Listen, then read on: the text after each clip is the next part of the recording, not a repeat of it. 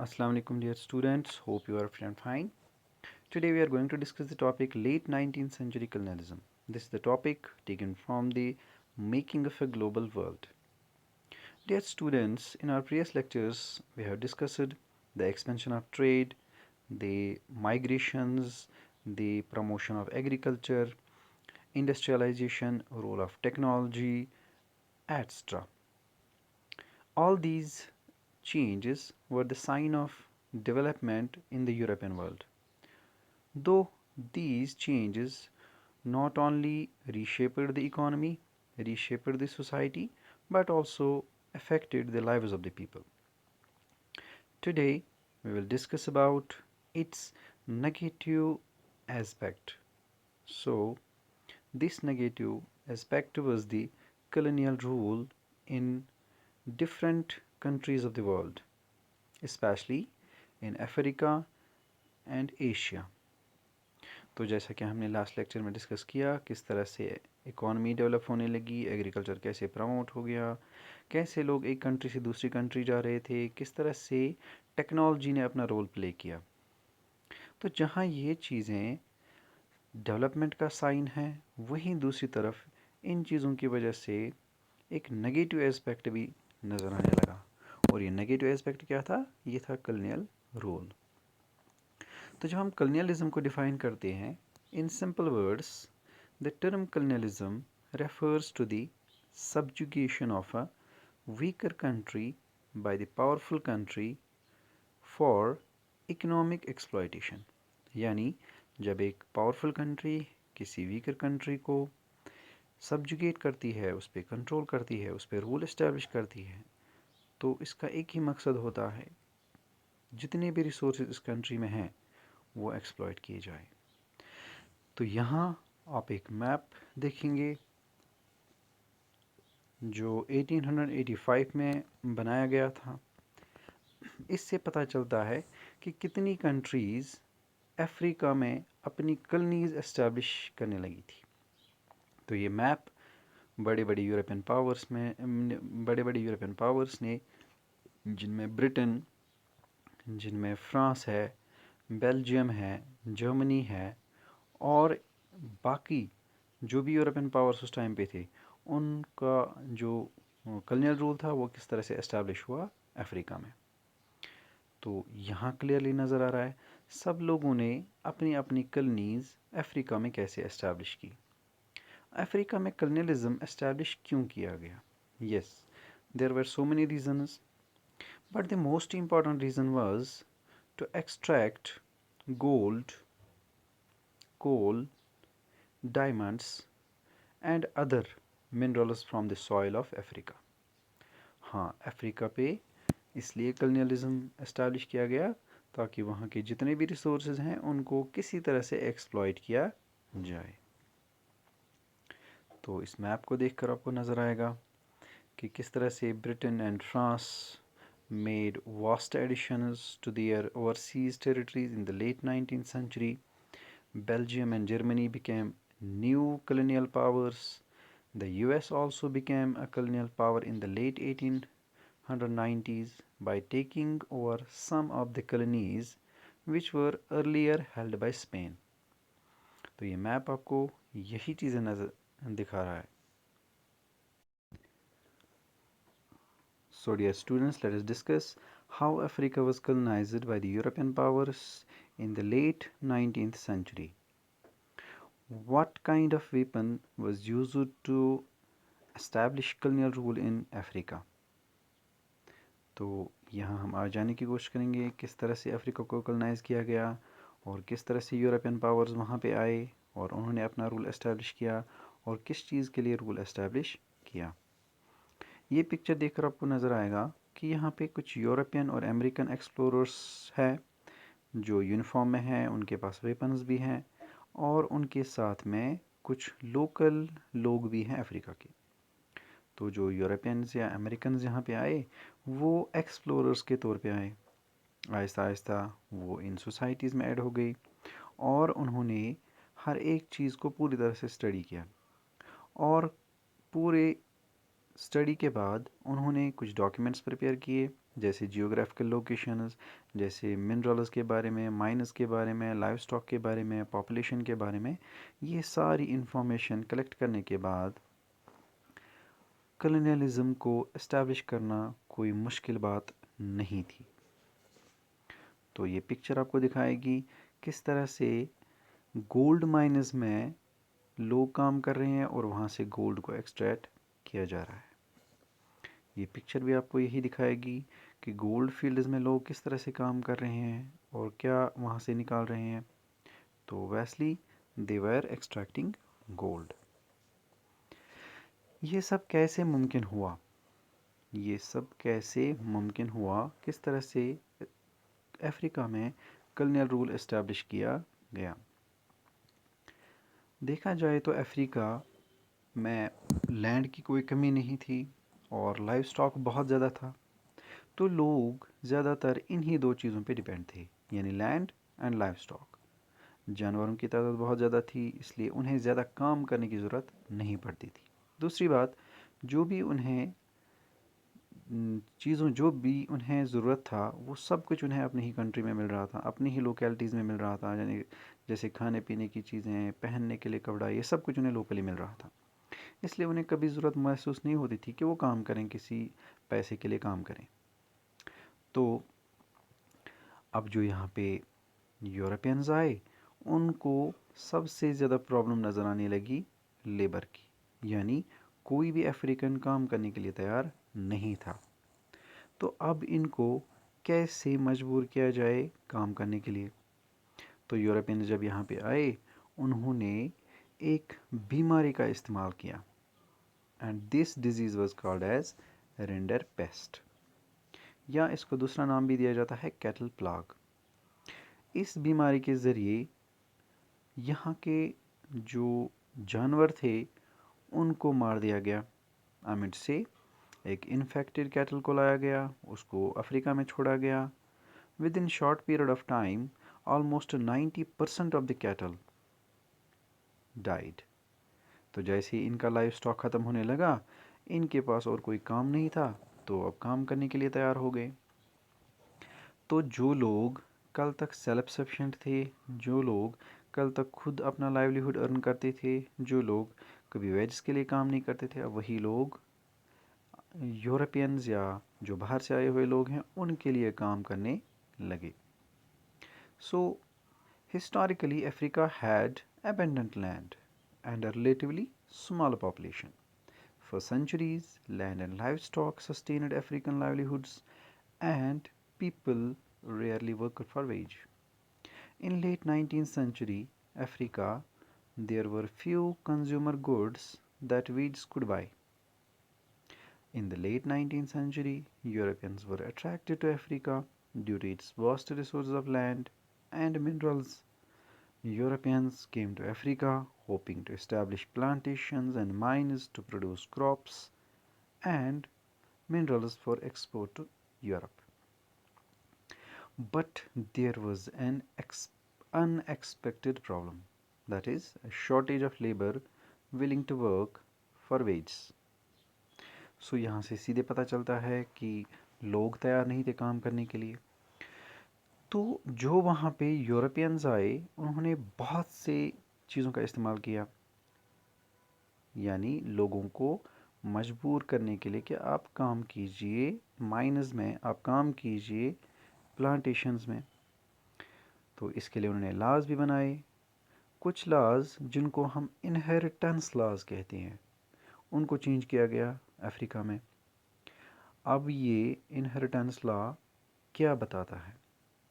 Only one member of a family was allowed to inherit land, यानी इस law के मुताबिक सिर्फ फैमिली का एक पर्सन ही ज़मीन का मालिक होगा। घर की या फैमिली की जो ज़मीन है, लैंड है, प्रॉपर्टी है, उसका मालिक होगा। तो जो बाकी लोग हैं वो लोग उस पर कोई हक नहीं रखते हैं। अब जब उनके पास न लैंड है न घर है, तो वो काम करने के लिए मजबूर हो गए। तो जैसे ही वो काम करने के लिए मजबूर हो गए, तो उनका इस्तेमाल किया गया माइंस में। गोल्ड माइंस में या बाकी जो मिनरल्स निकाले जाते थे अफ्रीका में, वहाँ पे काम करने के लिए मजबूर किया गया। तो रिंडरपेस्ट कैसे आ गया अफ्रीका में? Rinderpest arrived in Africa in the late 1880s.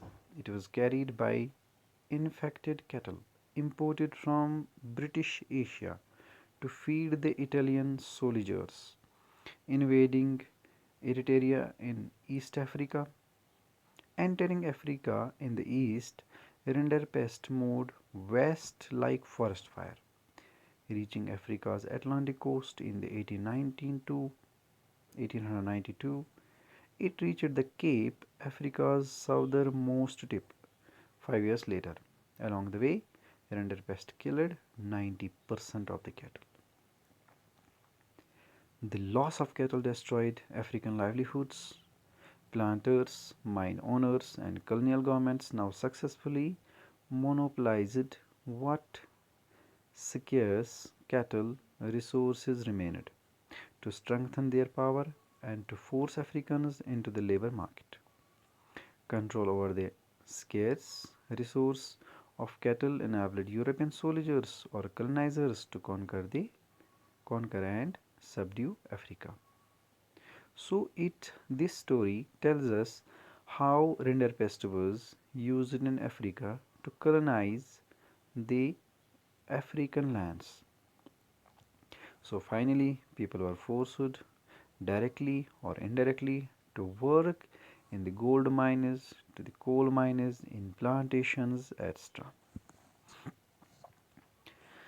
तो यहाँ से हमें पता चलता है अफ्रीका को किस तरह से कॉलोनाइज किया गया।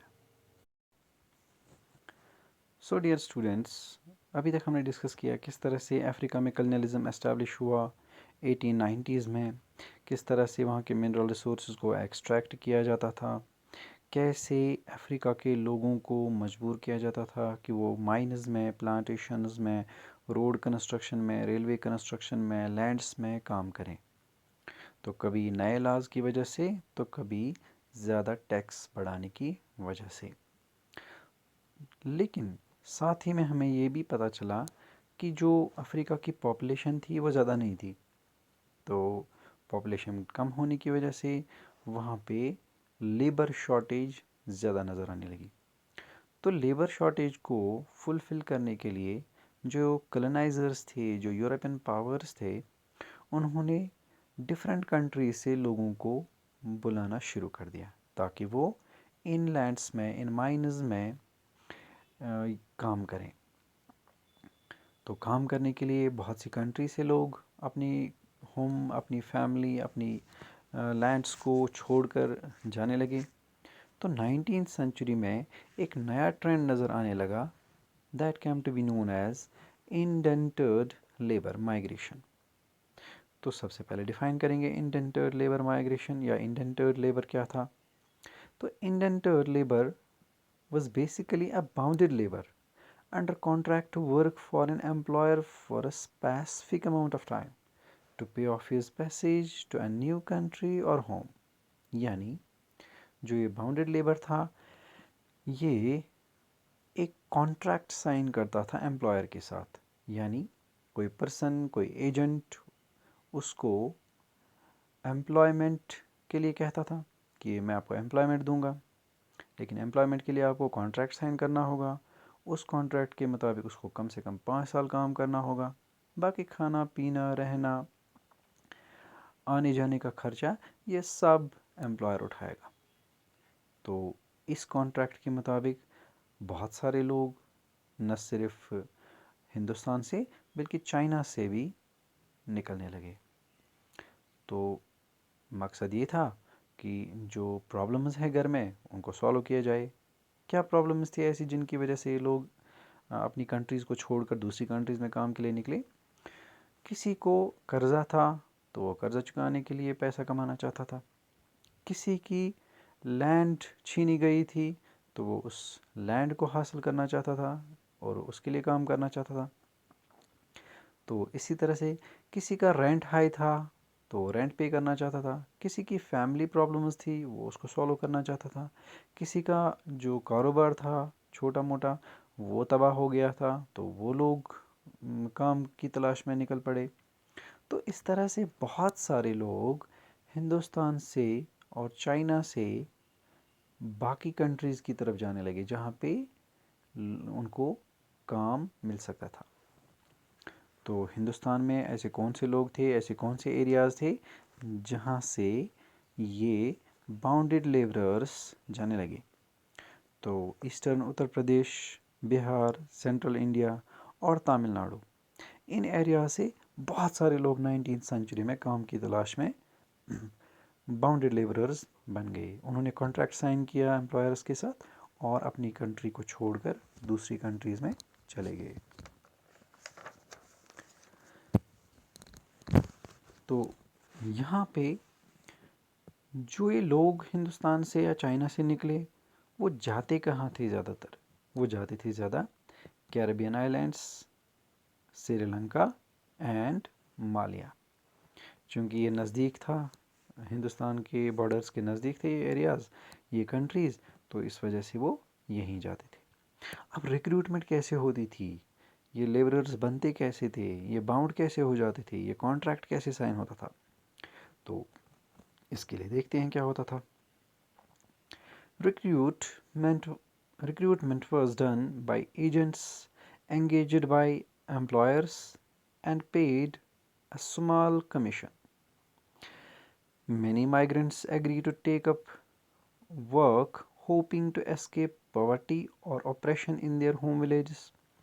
Agents also tempted the prospective migrants by providing false information about final destinations, mode of travel, the nature of the work, and the living and working conditions. Often, migrants were not even told that they were to embark on a long sea voyage. Sometimes, agents even forcibly abducted less willing migrants.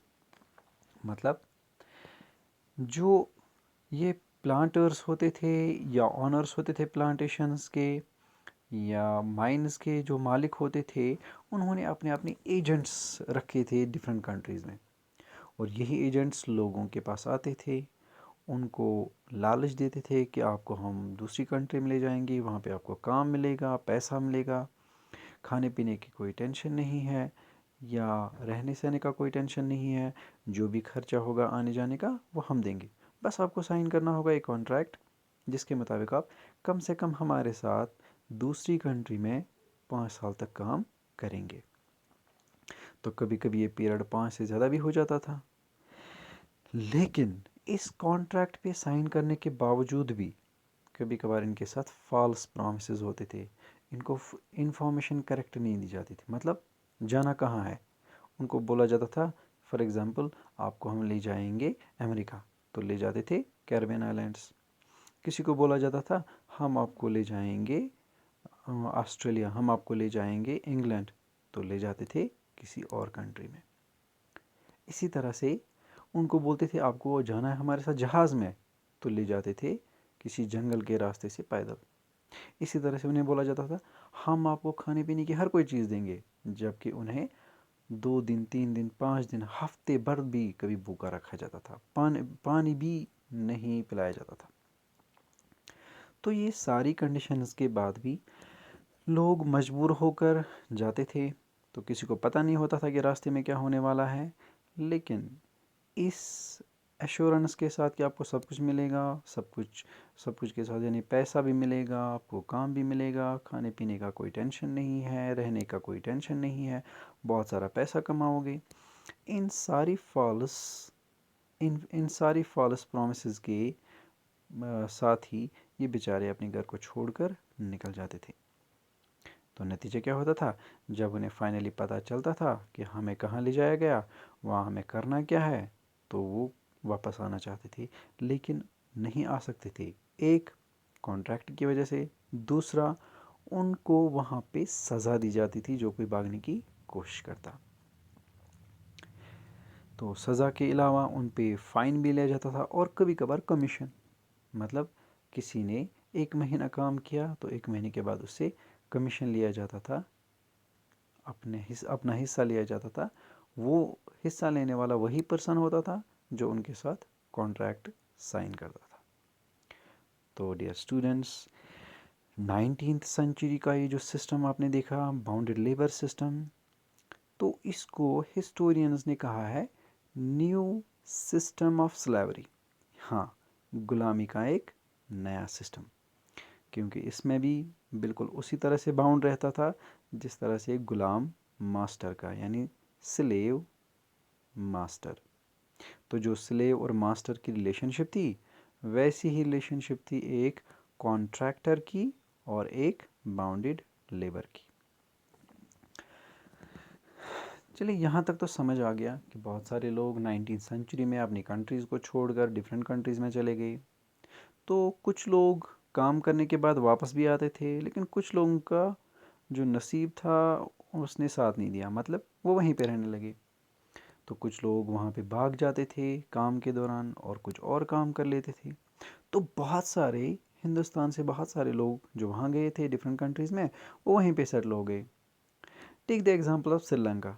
वहाँ पे आपको आज भी हिंदुस्तानी origin के लोग मिलेंगे।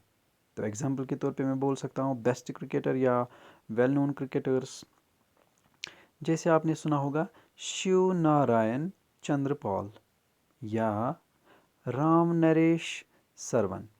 हाँ, ये श्रीलंका के हैं, लेकिन इनसे नाम से पता चलता है ये हिंदुस्तानी है। यस, जो इनके एंसेस्टर्स थे वो असल में हिंदुस्तानी थे और वो चले गए थे श्रीलंका काम की तलाश में, वहाँ पे सेटल हो गए। तो उनके बच्चे जो वहाँ पे है, यानी उनके डिसेंडेंट्स जो है, वो आज भी पता चलता है कि वो इंडियंस हैं। तो ऐसे न जाने कितने लोग जो कैरिबियन आइलैंड्स में रहने लगे, अफ्रीका में चले गए। तो आपको याद होगा गांधी जी के बारे में, जब उनने स्ट्रगल स्टार्ट की थी साउथ अफ्रीका में अगेंस्ट एपाथियड, वहाँ पे कितने हिंदुस्तानी थे। तो ये वही हिंदुस्तानी है जो 19th सेंचुरी में अपनी कंट्री को छोड़कर काम की तलाश में दूसरी कंट्रीज़ में चले गए। तो कुछ लोग तो सक्सेसफुल हो गए दूसरी कंट्रीज़ में, लेकिन कुछ लोग बेचारे वैसे के वैसे ही रहे, लेबरर्स जैसे कि वो पहले थे। तो जब ये लेबरर्स इन कंट्रीज से लिए जाते थे तो इनका एक रिकॉर्ड रखा जाता था। तो ये रिकॉर्ड देखते हैं हम, आप ये भी देख सकते हैं किस तरह से काम कर रहे थे। तो इनका एक रिकॉर्ड रखा जाता था, हर एक का रिकॉर्ड, और इनको अपने नाम से नहीं बल्कि एक नंबर से पहचाना जाता था। यस, एक नंबर। तो फोटोग्राफ्स आप यहाँ पे सामने देख सकते हैं कि यहाँ कोई पर्सन, किसी पर्सन का नाम नहीं है बल्कि एक नंबर है। तो जैसे जेल में होता है कैदी नंबर, इसी तरह से यहाँ पे भी एक नंबर दिया जाता था। तो डियर स्टूडेंट्स, यहाँ से हमें पता चला इंडेंटेड लेबर क्या था या बाउंडेड लेबर क्या था, ये कहाँ से जाते थे, कहाँ क्यों जाते थे, इनका मकसद क्या था जाने का, सेटल कैसे हो जाते थे वहाँ। लेकिन एक और बात जाननी है कि जब ये इन कंट्री से अपनी कंट्रीज़ को छोड़कर दूसरी कंट्रीज़ में काम की तलाश में जाते थे, तो वहाँ इनका अपना एक कल्चर होता था और कभी कभार वो उस कंट्री के कल्चर के साथ मिक्स हो जाता था। मतलब जैसे हमें पता है कि मुहर्रम हम मनाते हैं, मुहर्रम हमारे जो मुसलमान एक कैटेगरी मुसलमानों की मनाती है, या हम सभी मनाते हैं मुहर्रम। तो मुहर्रम को कुछ और नाम पड़ गया and that came to be known as Hosay. Hosay क्यों? क्योंकि ये मिक्स हो गया दूसरे कल्चर के साथ। इसी तरह से कभी आपको सुनने में आएगा चटनी म्यूज़िक। बिल्कुल, ये म्यूज़िक है तो असल में कैरिबियन आइलैंड्स का, लेकिन इसमें ऐड हो गया उन लोगों का भी म्यूज़िक जो वहाँ पे डिफरेंट कंट्रीज से आए थे और सेटल हुए थे। तो यानी इन माइग्रेशंस की वजह से, जो इंडेंटेड लेबर माइग्रेशंस थी, उनकी वजह से न सिर्फ लाइफस्टाइल बल्कि कल्चर में भी चेंज नज़र आने लगी। तो यहाँ तक हमारा जो ये टॉपिक था लेबरर्स के बारे में, बाउंडेड लेबरर्स के बारे में। तो इससे हमें एक चीज़ क्लियर हो गया कि 19th सेंचुरी में किस तरह से धोखे से, मजबूरी में या कॉन्ट्रैक्ट के ज़रिए लोगों को एक कंट्री से दूसरी कंट्री में ले जाया जाता था काम की तलाश में, काम के लिए। तो जहाँ कुछ लोग वैसे के वैसे ही रहे जैसे वो थे, वहीं पे बहुत सारे हिंदुस्तानियों ने अपना बिज़नेस भी एस्टैब्लिश किया, अपना बिज़नेस बढ़ाया। तो जो लोग हिंदुस्तान में रिच थे, उन्होंने दूसरी कंट्रीज़ में शिफ्ट किया, वो अपनी दूसरी कंट्रीज़ में माइग्रेट हो गए और वहाँ पे अपना बिज़नेस स्टार्ट किया। तो यहाँ पे एग्जांपल के तौर पे मैं कहूँगा हैदराबादी सिंधी ट्रेडर्स। हैदराबादी सिंधी ट्रेडर्स, जैसे हमें सीधे से पता चलता है हैदराबाद से हैं। इसी तरह से शरॉफ्स, शरॉफ बोलते थे बैंकर्स को, जो लोन देते थे, जो सूद पे पैसा देते थे। इन लोगों ने डिफरेंट कंट्रीज़ में अपना अपना बिजनेस जमा लिया और जाने माने बिजनेस में नज़र आने लगे। तो जो ये बाउंड्री लेबर थे, एक तरफ से इनकी जो ज़िंदगी थी वो बदल गई, उनका कल्चर बदल गया, उनका कभी कभार रिलीजन भी बदल गया, उनकी जो वैल्यूज़ थे वो बदल गए। दूसरी तरफ से कुछ लोगों ने अपने बिजनेस को बहुत ज़्यादा एस्टैब्लिश किया। So this was all about what we have discussed about indentured labour. तो डियर स्टूडेंट्स, अभी तक हमने डिस्कस किया कि इंडेंटर्ड लेबर क्या था, बाउंड्री लेबर क्या था, कैसे माइग्रेशंस हो रही थी, उनकी लाइफ पे क्या इम्पैक्ट पड़ गया, कैसे लोग कॉन्ट्रैक्ट की वजह से दूर कंट्रीज़ में जाते थे, फिर वहाँ पे सेटल हो गए। हालांकि ये जो इंडेंटर्ड लेबर सिस्टम था, इसको 1921 में एबॉलिश भी किया गया, लेकिन उसके बाद भी जो हिंदुस्तान से निकले हुए लोग थे, जो दूसरी कंट्रीज़ में गए थे, वो वहीं पे सेटल हो गए। तो 1950s तक ये कंटिन्यू चलता रहा, चोरी छुपे चलता रहा। तो ये सिस्टम एंड नहीं हुआ लगभग 1950s तक। इसके अलावा अब हमारे पास टॉपिक है Indian trade, colonialism and global system. तो ये स्टेटमेंट जो आपके सामने नज़र आ रही है, you can read it. Historically fine cotton produced in India were exported to Europe. With industrialization, British cotton manufacture began to expand, and industrialists pressurized the government to restrict cotton imports and protect local industries. Tariffs were imposed on cloth imports into Britain. Consequently, the inflow of fine Indian cotton began to decline. From the early 19th century, British manufacturers also began to seek overseas markets for their cloth. तो देखते हैं इससे क्या होता है। 19th century तक हिंदुस्तान काफ़ी मशहूर था कॉटन टेक्सटाइल्स के लिए, यानी हिंदुस्तान से जो कॉटन टेक्सटाइल्स थे या कॉटन के क्लॉथ्स थे, उनकी बहुत ज़्यादा डिमांड थी यूरोप में। डिमांड इतनी थी कि वहाँ पे वीमेन को अगर फ़ाइन भी लगाया जाता था कि कपड़े ना पहने हिंदुस्तान के, तो वो पहनती थी। यानी वो फ़ाइन पे करने के लिए तैयार थी, लेकिन हिंदुस्तानी कपड़ा छोड़ने के लिए तैयार नहीं थी। लेकिन 1830s के बाद ये ट्रेंड चेंज हो गया। क्यों? क्योंकि ब्रिटेन में नई नई इंडस्ट्रीज़ बन गई, और जो सबसे पहले इंडस्ट्रीज़ बनी वो थी टेक्सटाइल इंडस्ट्रीज़, जहाँ पे कॉटन क्लॉथ्स बनाए जाते थे। तो जब ब्रिटेन ने अपने कपड़े बनाने शुरू कर दिए, वो भी इंडस्ट्रीज़ में, उनका प्राइस लो हो गया। तो प्राइस लो होने की वजह से अब हिंदुस्तान के जो हाथ से बने हुए कपड़े थे, उनकी डिमांड ख़त्म हो गई। तो इस तरह से हिंदुस्तान का जो मार्केट था यूरोप में, वो बंद हो गया। तो जहाँ एक तरफ हिंदुस्तान का मार्केट बंद हो गया, वहीं दूसरी तरफ हिंदुस्तान में जो अपनी छोटी छोटी इंडस्ट्रीज़ थी, उन पे इम्पैक्ट पड़ने लगा। क्यों? क्योंकि जो ये छोटे छोटे कारखाने थे जहाँ पे ये कॉटन क्लॉथ्स बनते थे हिंदुस्तान में, अब उनकी डिमांड ही नहीं है मार्केट में। जब उन्हें कोई ख़रीदना नहीं चाहता, तो वो बंद हो गई। तो बहुत सारी छोटी छोटी इंडस्ट्रीज़ हिंदुस्तान की बंद हो गई। अब दूसरी तरफ क्या हुआ, जो रॉ कॉटन था, यानी रॉ मटेरियल था कॉटन का, वो अब हिंदुस्तान से जाने लगा। क्योंकि इनकी ज़रूरत थी, इस रॉ मटेरियल की ज़रूरत थी ब्रिटिश इंडस्ट्रीज़ में। अब हिंदुस्तान से रॉ कॉटन ले जाया जाता था, उसको इंडस्ट्रीज़ में ले जाया जाता था, इंडस्ट्रीज़ में ले जाने के बाद वो कन्वर्ट होता था क्लॉथ्स में। क्लॉथ्स बनने के बाद अब ज़रूरत थी एक मार्केट की कि इसको कहाँ कहाँ बेचें। तो सिर्फ यूरोप या सिर्फ ब्रिटेन में तो इसको बेचा नहीं जा सकता, इसलिए अब मार्केट बनाए गए, ये मार्केट्स बनाए गए कॉलोनीज़ में।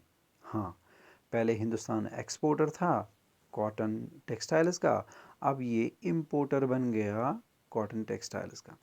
यानी अब हिंदुस्तान के लोग यही कपड़ा खरीदने लगे जो ब्रिटेन से आ रहा था, जो ब्रिटिश इंडस्ट्री से आ रहा था, क्योंकि इसका प्राइस लो था as compared to the cotton textiles which are produced in India.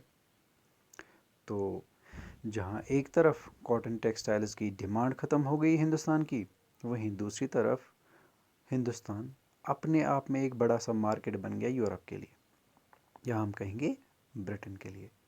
तो ब्रिटेन से आते थे कॉटन टेक्सटाइल्स बने हुए, जिनको हिंदुस्तान के लोग खरीदते थे क्योंकि प्राइस लो था। तो अब यहाँ पे दो प्रॉब्लम्स क्लियर नज़र आने लगी। एक, जो हिंदुस्तान के जो इंडस्ट्रियलिस्ट थे, या जो हिंदुस्तान के जो कॉटेज इंडस्ट्रीज़ के मालिक थे, या हम यूँ कहेंगे जो छोटे छोटे कारखाने चल रहे थे हिंदुस्तान में, उनके जो मालिक थे, उनका बिज़नेस बंद हो गया। उनके बिज़नेस के साथ साथ उन लोगों का भी काम ख़त्म हो गया जो इन छोटे छोटे कारखानों में काम करते थे। यानी अनएम्प्लॉयमेंट की रेट बढ़ गई। Cotton textiles from Britain increase हो गए। हिंदुस्तान से रॉ कॉटन ज़्यादा एक्सपोर्ट होने लगा। अब जो ये कॉटन टेक्सटाइल्स बन रहे हैं, ये हिंदुस्तान में नहीं बन रहे हैं, बल्कि ये बन रहे हैं ब्रिटेन में। तो ये था हिंदुस्तानी ट्रेड जो 1830s या 1850s के बाद टोटली पूरी तरह से चेंज हो गया। इस चीज़ को समझने के लिए आप ये समझ सकते हैं कि if we look at the figure of exports from India, we see a steady decline of the share of cotton textiles from some 30% around 1800 to 15% by 1815. By the 1870s, this proportion had dropped to below 3%. मतलब जहाँ हिंदुस्तान के textiles export हो रहे थे 30% world market के हिसाब से, यानी 1800 में हिंदुस्तान कंट्रीब्यूट कर रहा था वर्ल्ड मार्केट को 30% टेक्सटाइल्स, ये पहुँचते पहुँचते 15% रह गया 1815 में। और जब 1870s की बात करें तो ये सिर्फ 3% था। तो यूँ आप पता लगा सकते हैं कि कॉटन टेक्सटाइल्स किस तरह से डिक्लाइन होने लगे हिंदुस्तान से, यानी हिंदुस्तान के जो कॉटन टेक्सटाइल्स बन रहे थे उनका मार्केट किस तरह से क्लोज़ हो रहा था। दूसरी तरफ हम देखेंगे कि एक्सपोर्ट की रेट कैसे बढ़ गई। Between 1812 and 1871 the share of raw cotton exports rose from 5% to 35%. वाह, 35%। यानी 1812 में हिंदुस्तान सिर्फ जो रॉ कॉटन था वो सिर्फ और सिर्फ 5% एक्सपोर्ट कर रहा था, जबकि 1871 में ये 30% तक 35% तक पहुंच गया। यानी हिंदुस्तान के टेक्सटाइल्स डिक्लाइन हो गए, हिंदुस्तान के कॉटन टेक्सटाइल्स डिक्लाइन हो गए, और हिंदुस्तान से जो एक्सपोर्ट हो रहा था रॉ कॉटन का वो इंक्रीज़ हो गया। यानी India was turned into a vast market for British industrial goods, especially the cotton textiles. In other words, the British cotton textiles flooded the Indian market. तो फिर बाकी चीज़ों का क्या हुआ? बाकी चीज़ों का देखते हैं। Food grain and raw material exports from India to Britain and the rest of the world increased. अब हिंदुस्तान से सिर्फ एक्सपोर्ट क्या क्या हो रहा है? फूड ग्रेन हो रहे हैं, रॉ मटेरियल हो रहा है, यही एक्सपोर्ट हो रहा है। कोई भी चीज़ जो हिंदुस्तान में बन रही है उसका मार्केट ही नहीं है। अब यहाँ ज़्यादा से ज़्यादा 3 से 5% की चीज़ें दुनिया में ख़रीदी जाती है, क्योंकि हाथ से बने हुए हैं, महंगे हैं, तो इस वजह से ये चीज़ें वर्ल्ड मार्केट में कम होने लगी। अब ब्रिटिश को इससे क्या हुआ? ब्रिटिशर्स ने दोनों जगहों पे फ़ायदा कमाया। वहाँ अपना स्टॉक बेचने लगे हिंदुस्तान में, और जब हिंदुस्तान यही चीज़ें आती थी तो ब्रिटिशर्स टैक्स कलेक्ट करते थे इससे। यानी जो बाहर से आ रहा था चीज़, उस पर कस्टम्स और टैरिफ्स लगाए जाते थे। तो दोनों जगहों पे वो कमाने लगे। यानी जब ब्रिटेन से चीज़ें निकल रही है वहाँ पे टैक्स, जब हिंदुस्तान वो चीज़ें पहुँच रही है तो वहाँ पे भी टैक्स। तो ये था जिसको हमने कहा इंडियन ट्रेड, और इसका जो ट्रेंड चेंज हुआ ये हो गया बिकॉज ऑफ कलोनियलिज्म। अब ग्लोबल सिस्टम पे इसका क्या इम्पैक्ट रहा? वर्ल्ड मार्केट में हिंदुस्तानी चीज़ों की डिमांड ख़त्म हो गई।